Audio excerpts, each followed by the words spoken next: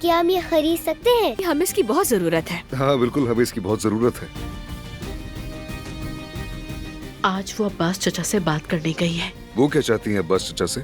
घर वापस लाएंगी उन्हें। गोली मारने वाले को मुझे लगता है कि अब्बास भाई उसे जानते हैं। अगर तुम पास नहीं आए ना तो एक लगा दूंगी तुम्हें। लड़की के सामने तुम तो खड़े भी नहीं रह सकते, गूंगे हो जाते हो तुम तो उसके सामने। अगर बाबा पूछे तो कह देना मैं चला गया काम से। हिम्मत है तो खुद बता देना उन्हें। अब तो तुम एक कदम भी अपने बाप से पूछे बगैर नहीं उठा सकते। खैर है ना, अब क्या चाहते हो? असल में हमारा मकसद एक ही है। तुम वो चाहते हो जो उनके पास है और मैं भी। ज़मरूद को कैसे देखते हो मैंने देखा है। ज़मीर खानदान को मिलकर बर्बाद करते हैं और उनकी हर चीज पर कब्जा कर लेते हैं। मोहब्बत करते हो उससे? बहुत ज्यादा। सिर्फ मोहब्बत ही काफी नहीं होती हामिद, इंसान को अपनी जिंदगी भी दांव पर लगानी पड़ती है, चाहे उसमें जान भी क्यों ना चली जाए।